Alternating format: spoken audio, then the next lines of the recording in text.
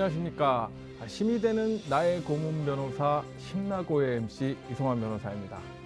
오늘 시청자 여러분의 고문 변호사 역할을 함께 해주실 두 분 소개해 드리도록 하겠습니다. 성균관대학교 법학전문대학원 김재원 교수님, 안녕하십니까. 안녕하십니까. 자, 법무법인 상록의 김명진 변호사님, 안녕하세요. 안녕하십니까. 예, 현재 국민건강보험공단과 담배 회사가 치열한 법정 공방을 벌이고 있습니다. 자, 지난 2014년부터 이 소송이 진행됐죠? 네, 작년 그러니까 2014년에 국민건강보험공단이 담배회사 세 곳을 상대로 해서 약 500억 원대의 손해배상 소송을 제기하고 있습니다. 흡연이 폐암의 주된 원인이냐 하는 것을 놓고 논란이 많이 있습니다. 현재 국민건강보험공단이 주장하는 바에 따르면 지난 10년간 약 10조 원이 넘는 보험금이 이 흡연에 대한 피해로서 지급되었다고 이렇게 주장하고 있습니다. 흡연이 폐암의 결정적 원인인지 아닌지를 놓고 아주 치열한 법정 공방이 예상되고 있습니다. 반면 담배 회사들은 폐암의 원인으로 환경적 요인도 굉장히 많다면서 담배가 결정적인 요인이 아니라고 주장을 하고 있는데요. 담배 회사들은 스페인 등의 판례를 들어서 외국 흡연 소송에서는 흡연과 폐암 사이의 개별적 인과관계를 부정했다라는 점을 강조하고 있습니다. 예. 자, 이 담배가 폐암의 결정적인 원인이냐 아니냐, 이것이 핵심이겠습니다만은 이 담배가 건강에 안 좋다는 건 모두가 다 알고 있는 사실이죠. 국민건강보험과 담배 회사의 법정 공방 좀 지켜봐야 되겠습니다. 자, 그럼 오늘 첫 번째 사연은 어떤 사연인지 화면을 통해서 만나보시겠습니다. 안녕하세요. 저는 광주에 사는 60대 여성입니다. 아무리 생각해도 억울하고 제 자신이 바보 같아 도움을 요청하고 싶어 이렇게 사연을 보냅니다. 지루한 시간을 보내러 자주 들리는 동네 노인정에서 일이 시작됐는데요. 얼마 전 몇 명의 사람들이 노인정을 찾아왔습니다. 좋은 기회가 있어 지역 노인정 어르신들을 찾아뵙고 있다고 했는데요. 워낙 흉흉한 일이 많다 보니 처음에 경계하던 저희들도 음료수도 사다 주고 살갑게 대하는 그들과 점점 친해지게 됐습니다. 그들이 말한 좋은 기회란 효도 관광이었습니다. 돈 한 푼 들이지 않고 노인정 사람들과 당일 코스로 경기도로 놀러를 갈 수 있다니 30명 가까운 노인정 사람들이 다 같이 여행을 가게 됐습니다. 낮은 산이나 공원 정도를 예상했던 저희가 도착한 곳은 뜬금없게도 사슴 농장이었습니다. 심지어 간판만 사슴 농장일 뿐 사슴은 한 마리도 보이지 않는 곳이었죠. 당황하는 것도 잠시, 먼 길 오느라 고생했다며 직원들이 내민 것은 녹용즙. 뒤이어 시중 가격보다 훨씬 싸게 판다며 판매를 하기 시작했습니다. 같이 온 사람들 모두 여행까지 보내준 데다 싼 가격이라는 말에 하나 둘 지갑을 열고 말았습니다. 저 역시 녹용을 샀고 집으로 돌아와 먹던 중 저희 아들이 의문을 갖더군요. 진짜 녹용이 맞느냐? 사슴 한 마리 없는 농장에서 어떻게 녹용을 만드나고요. 그래서 혹시나 하는 마음에 노인정을 찾아왔던 직원들과 농장으로 연락을 해봤지만 감감무소식. 말로만 듣던 사기를 당한 것 같습니다. 아는 한의원에 문의도 해봤지만 결과는 예상대로였는데요. 녹용 성분이 있을 리가 없다고 하더군요. 저뿐만 아니라 30여 명의 노인들이 피해를 겪고 말았습니다. 보상을 받거나 사기꾼들을 잡을 방법은 없는 걸까요? 예, 이 어르신들의 돈을 노린 범죄가 계속 늘어나고 있는 것 같습니다. 자, 이번 사연 외에도 이 노인을 상대로 한 사기 범죄 많이 늘어나고 있는 것 같은데요. 이건 어떻습니까? 네, 이것이 상당히 심각한 것 같습니다. 노년층, 특히 그 은퇴 시기를 넘긴 이런 노인들을 대상으로 한 사기 범죄가 최근에 아주 많이 늘고 있습니다. 지난해 60살 이상 노년층을 대상으로 한 사기 범죄를 보면 경찰청이 파악하고 있는 것만 약 2만 2천 건에 해당하고 있습니다. 전체 사기 범죄 가운데 노년층을 노린 사기 범죄가 9.5%에 달하는 것으로 나타나고 있습니다. 최근 5년간 발생 추이를 보더라도 매년 이런 것이 늘고 있는 것을 알 수 있습니다. 2010년에 17,000건을 기록했는데 그 이듬해는 약간 줄었습니다만은 최근 4년간 그 발생 건수가 매년 늘고 있는 현실입니다. 공짜 효도 관광, 이 홍보방 뭐 이런 것들을 통한 범죄가 언론을 통해서 많이 알려졌음에도 여전히 이런 범죄가 계속되고 있나 보죠. 네, 안타깝게도 이런 범죄들이 계속적으로 일어나고 있고요. 특히 노인들을 대상으로 한 건강식품 사기는 노인층을 대상으로 한 범죄 중에 가장 많은 유형 중 하나입니다. 지난해에만 무려 76만 명이 건강식품 관련 사기 피해를 당했고요. 경찰청이 지난해에 노년층을 노린 건강식품 사기 범죄를 단속해서 모두 1,300여 건이나 적발을 하기도 했습니다. 이들은 마치 평범한 건강식품인데도 불구하고 만병통치약인 것처럼 허위로 또는 과장 광고를 해서 폭리를 취하는 경우가 굉장히 많습니다. 범행 수법을 보면 몇 개월씩 짧게 홍보관을 운영하는 이른바 떴다 방식으로 노인들을 끌어모으는 경우가 가장 많았고요. 사연의 주인공처럼 효도 관광을 미끼로 내세워서 여행을 간 다음에 물건을 안 사냐면서 부추기는 사례도 굉장히 늘고 있다고 합니다. 예. 자, 어쨌든 일단 경찰에 신고부터 해야 될 것 같은데요. 자, 만약 그들이 판매한 녹용즙이 가짜라면 뭐 당연히 처벌이 되겠죠? 네, 그렇습니다. 녹용즙이 가짜라면 이것은 사기죄로 처벌을 받습니다. 이런 건강식품을 사기로 파는 이런 일들이 빨리 근절됐으면 하는 바람입니다. 예, 이 최근에는 이 물품 판매 사기뿐만 아니라 이 보이스피싱, 뭐 부동산 사기 등 노인을 대상으로 한 피해가 많이 늘고 있다고 하는데요. 자, 이 노인을 노린 범죄, 그 이유가 뭘까요? 여러 가지 이유가 있을 수 있겠는데요. 첫 번째로는 일단 정보에 대한 접근성이 젊은 층에 비해서 좀 떨어진다는 점이 첫 번째 이유가 아닐까 싶습니다. 왜냐하면 예를 들어 보이스피싱의 경우에 젊은 층들은 최근 이루어지고 있는 보이스피싱이 어떤 것인지 그리고 어떠한 방식으로 대처를 해야 하는지에 대해서 SNS나 아니면 인터넷을 통해서 충분히 접하고 있거든요. 그런데 노년층은 이런 것이 활발하게 공유되지 않고 있기 때문에 아무래도 정보 측면에서 부족한 것 같고요. 두 번째로는 노년층들 중에서 생각보다 인지장애를 겪고 계신 분들이 많습니다. 치매는 물론이고 치매는 달하지 않더라도 경도 인지장애라고 해서 그러한 경미한 인지장애를 겪고 계시는 분들이 굉장히 많고요.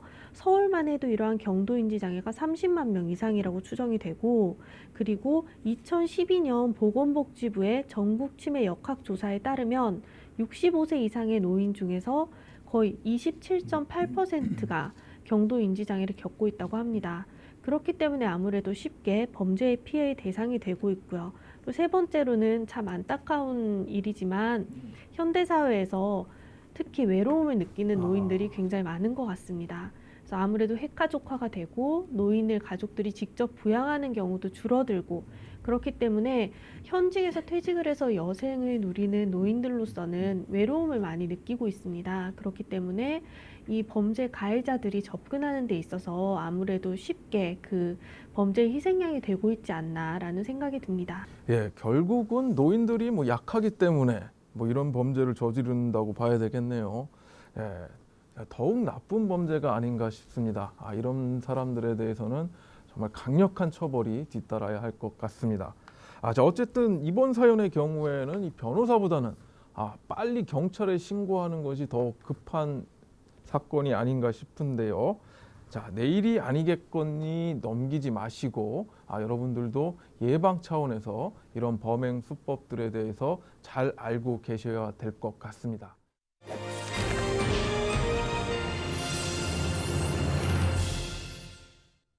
자, 두 번째 사연 화면을 통해서 만나보시겠습니다.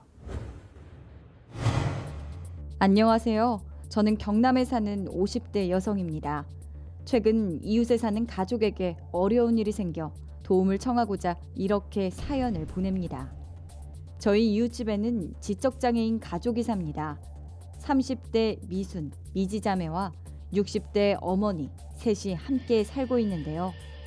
20대의 비장애인 아들이 있지만 집을 나간 지 10년이 됐고 현재는 연락이 닿지 않고 있습니다.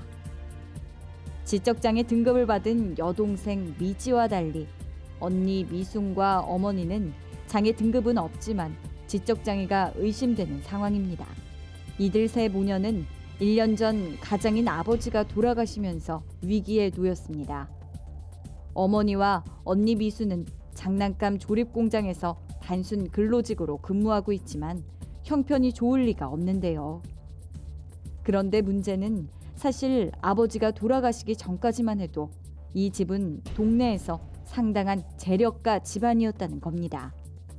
아버지는 농사를 짓던 땅 외에도 상가 건물 및 상당한 예금을 보유하고 있었음에도 아버지가 돌아가시자마자 세 모녀가 지독히 궁핍한 생활을 하고 있습니다. 그러던 어느 날 끔찍한 소식까지 겹쳤습니다. 동생 미지가 가끔 방문하던 옆마을의 슈퍼주인에게 성폭행을 당했다는 겁니다. 그렇게 경찰 수사가 진행됐고 경찰 역시 재력가 아버지를 뒀음에도 가난한 형편의 미지네 집 사정을 수상히 여기기 시작했는데요. 수사 결과 미지 사촌동생 지훈이 돌아가신 미지의 아버지 재산을 관리하고 있음을 알게 됐습니다. 생전 미지의 아버지는 경제적으로 어려운 지훈의 사정을 안타깝게 여겼고 자신이 죽을 경우 지적장애가 있는 가족들을 돌봐줄 것을 당부했는데요. 그 명목으로 지훈에게 생활비를 지급해왔고 아버지가 돌아가신 후 지훈이 미진의 가족에게 생활비를 지급하고 있지만 이는 기초생활수급비에도 미치지 못하는 상황이라고 합니다. 심지어 미지의 장애인 연금과 미순 어머니의 임금까지 지훈이 관리하고 있습니다. 그럼에도 가장 큰 문제는 성폭행, 거기다 재산 피해까지 겪고 있지만 경찰도 그 누구도 이들을 보호해줄 수 없다는 건데요. 이 불쌍한 세 모녀를 보호할 수 있는 방법은 없는 걸까요? 자, 이 성폭행 사건에서 이 지적 장애인의 경우 이 조사 과정에서 어려움이 많은데요. 자, 시간이 많이 지난 경우에 그 사실관계를 입증하기도 힘들고 또 이제 이들을 보호해줄 보호자가 없는 상황이라면 더 힘들 것 같은데 어떤가요? 네, 그렇습니다. 최근 통계를 보면은 장애인 성폭력 사건 중에서 지적 장애를 가진 피해자의 비율이 73%에 달하고 있습니다. 이것은 지적 장애인은 성폭행 피해에 심각하게 노출됐다는 사실을 우리에게 잘 보여주고 있습니다. 이런 사건의 조사 과정에서도 의사소통의 능력이 저하되기 때문에 여러 가지 어려움이 있습니다. 가해자가 처벌을 피하는 경우도 바로 이러한 의사소통 능력의 어려움을 이용하는 경우가 종종 있습니다. 지적 장애인의 특징을 잘 이해하고 있는 전문가의 도움을 받을 필요가 있고 또 장애인법에 대해서 잘 알고 있는 변호사의 도움을 받아서 이런 사건을 처리해야 된다고 그렇게 생각하고 있습니다. 예, 자, 이 세 모녀의 상황이 참 안타까운데요. 자, 그렇다면 이 아버지의 재산을 조카가 마음대로 쓰고 있다고 봐야 되는데 자, 이 사촌 동생을 좀 처벌할 방법이 있을까요? 네, 이 재산이 아버지의 사망과 동시에 세 모녀에게 상속이 된 것입니다. 설사 명의 변경이 되지 않았다고 할지라도 일단 상속은 이루어진 것으로 보고 있고요. 그렇기 때문에 그러한 재산을 조카가 마음대로 가져다 쓴다. 이건 형법상 절도죄에 해당이 될 수도 있고 네. 그리고 설사 세 모녀가 조카에게 그 재산의 관리를 위임을 했다 할지라도 그 재산을 조카의 임의대로 자기의 영위를 위해서 쓰는 것은 형법상 횡령죄에 해당이 됩니다. 그런데 문제는 우리 형법상 친족 상도례라는 것이 예. 존재한다는 사실입니다. 횡령죄의 경우에는 직계 혈족, 배우자, 동거 친족, 동거 가족 또는 배우자가 절도죄를 범한 경우에 형을 면제하고, 그리고 그 외에 친족이 범한 경우에는 고소가 있어야지 검사가 공소를 제기할 수가 있는데요. 횡령죄도 마찬가지고요. 그러니까 이 사건에서 그 조카, 그러니까 사촌은 원칙적으로는 피해자, 즉 새 모녀의 고소가 있어야만 공소가 제기될 수가 있고, 만약에 이분이 이 가족들과 동거를 하고 있다, 이런 상황이라면 형이 면제가 되게 됩니다. 예. 그런데 이제 문제는 이 세 모녀가 이 자신의 재산 상황을 제대로 파악할 수 있을지 좀 지적 장애가 좀 심한 것 같은데 이거 어떻게 고소를 하죠? 네, 바로 이런 점을 악용해서 지금 이 사건이 벌어진 것 같습니다. 이 사건에서 고소를 하기 위해서는 먼저 지금 정확한 상황 파악이 우선돼야 될 것 같습니다. 지금 재산 상황에 대한 파악도 이것은 이분들 힘으로는 쉽지 않을 것 같습니다. 조금 전에 김 변호사님 말씀하신 것처럼 이런 상속이라든지 이런 과정에서 재산 상황을 파악하기 위해서는 믿을 수 있는 그런 후견인이 필요하지 않을까 이렇게 생각하고 있습니다. 이런 후견인을 통해서 재산 파악도 하고 그리고 가해자에 대한 고소가 이루어져야 될 것으로 그렇게 생각하고 있습니다. 예, 어찌됐건 간에 지금 이 세 모녀가 스스로 지금 고소하기 어려운 상황이니까 지금 장애인 단체의 도움을 시급하게 요청하는 것이 좀 급선무가 될 것 같네요. 예, 자, 그 다음으로 이 아버지가 돌아가시고 이들을 보호해줄 부양자로 지금 친척인 사촌 동생, 이 사람이 지금 지정이 돼 있는 것 같은데 지금 친척이 오히려 가해자가 된 경우라고 봐야 되겠네요. 이런 경우가 좀 많이 있나요? 저희가 생각하는 것보다 굉장히 많습니다. 아, 네. 일단 저희 나라가 가족 중심적이고, 그리고 가족의 일에 외부의 시선이 개입되는 것을 상당히 꺼려하는 문화가 있다 보니까 이러한 밝혀진 사건들보다 현실적으로는 더욱더 친척들이 오히려 가해자가 되는 사건이 많을 것으로 생각이 되고 있고요. 문제는 장애인의 재산을, 내가 저 재산을 정말 탐이 나서 고의적으로 빼앗아 간다라는 그러한 행태도 문제지만 살펴보면 지적 능력이 부족한 장애인의 재산을 내가 맡아준다 혹은 관리하여 준다라는 생각으로 그러한 인식하에 함부로 결국 사용하게 되는 경우가 예. 상당히 많기 때문에 굉장히 문제가 되고 있고요. 특히 직계 혈족이나 친족이 가해자가 되는 경우에는 외부에서 이러한 피해를 인식하기도 힘들고, 그리고 인식하게 되더라도 개입하기가 쉽지 않기 때문에 오히려 피해가 더욱 커지는 문제점이 있습니다. 예전에 금치산자 한정치산자 제도 하에서는 특히 치매노인이나 발달장애인들, 그러니까 지적장애인이나 자폐장애인들에게 후견인들이 이분들을 금치산자나 한정치산자로 만들어서 후견인을 선임하는 경우가 굉장히 많았는데요. 이 후견인들의 권한이 너무 크고, 그리고 후견 기간이 지속적이다 보니 오히려 이분들이 가해자가 됐을 때 너무나 큰 피해가 양산되는 그러한 문제점이 많았습니다. 네, 그리고 두 번째로는 실질적인 부양자가 그 사촌 동생, 조카인 상황에서 후견 심판 청구를 하려고 하여도요, 현재 우리나라의 후견 심판 청구권자는 굉장히 제한적으로 규정이 되어 있습니다.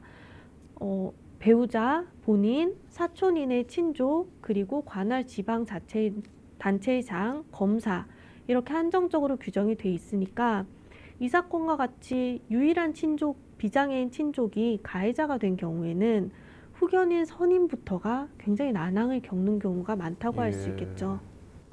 자, 이게 뭐 가족 간의 문제이지만 오히려 이 제3자의 견제와 보살핌이 필요한 게 아닌가 뭐 그런 생각이 드는데요. 이런 역할을 좀 해줄 그 관련 기관이 없습니까? 장애인 인권 침해 예방센터라든지 또는 장애인 권익문제연구소, 그리고 장애인법 연구회와 같은 이런 단체가 있습니다. 또 공익인권법 재단인 공감과 희망법 같은 기관에서도 전문적인 도움을 받을 수가 있습니다. 예, 그러니까 지금 이런 단체들이 많이 생겨서 도움을 받고 싶으면은 받을 수 있는 상황이 됐다고 봐도 되겠죠? 네. 예. 자, 그럼 이제 미국 변호사이신 우리 김재원 교수님께 한 가지 여쭤보겠는데요. 자, 이런 경우 그 미국이나 이 선진국에서는 이 장애인 후견에 대해서 이제 어떻게 대처하고 있나요? 네, 아시는 것처럼 이제 선진국들이 우리나라보다 먼저 이런 장애인 문제에 대해서 법 제도를 정비했습니다. 그래서 많은 제도들을 우리보다 더 잘 정비하고 있습니다. 미국의 경우에는 P&A라는 제도가 발달해 있습니다. P&A라는 것은 Protection and Advocacy, 즉 보호와 옹호라는 말의 약자입니다. 장애인에 관해서 깊은 이해와 관심을 가진 이런 전문 변호사들이 중심이 돼서 장애인들의 권리 옹호를 위한 활동을 하는 그런 단체입니다.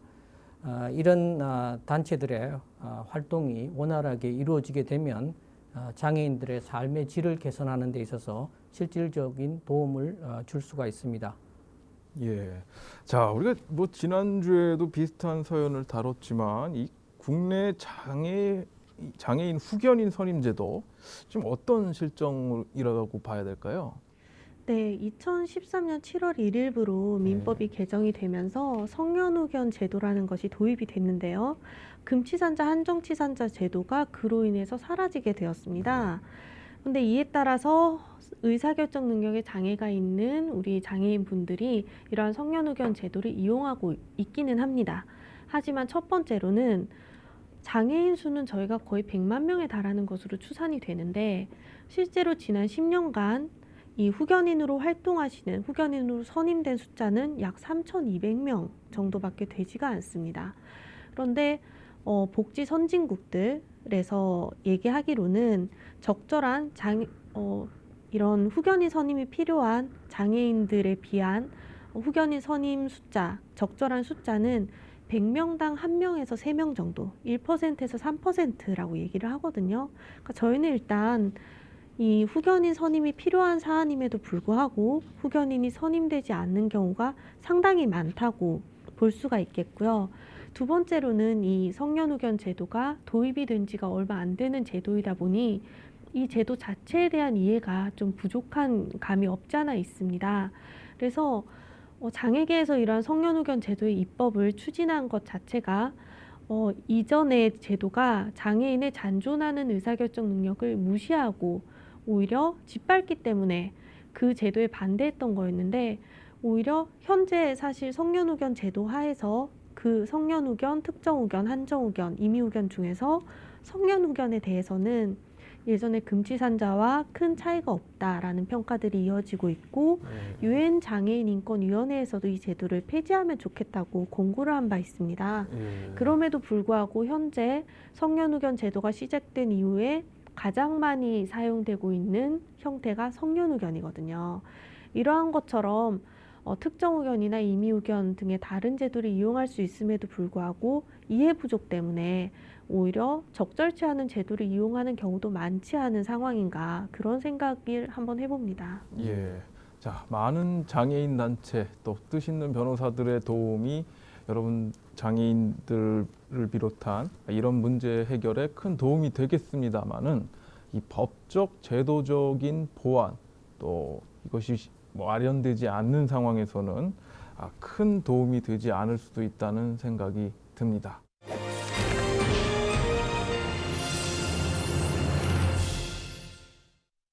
자, 우리가 이 각종 분쟁이나 범죄들을 방송에서 다루다 보면 아무 조건 없이 남에게 도움을 베푸는 고마운 분들을 보게 됩니다. 자, 이들의 고마움 다시 한번 느끼면서 우리 힘나고도 역시 시청자 여러분들이 어려울 때 꼭 도움이 될 수 있는 변호사들, 여러분의 고문 변호사가 될 수 있도록 열심히 노력할 것을 약속드리겠습니다. 네, 그럼 오늘 출연해 주신 두 분께 감사의 말씀을 드리면서 저희는 여기서 인사드리겠습니다. 다 같이 한번 외쳐볼까요? 힘이 되는 나의 고문 변호사. 힘나고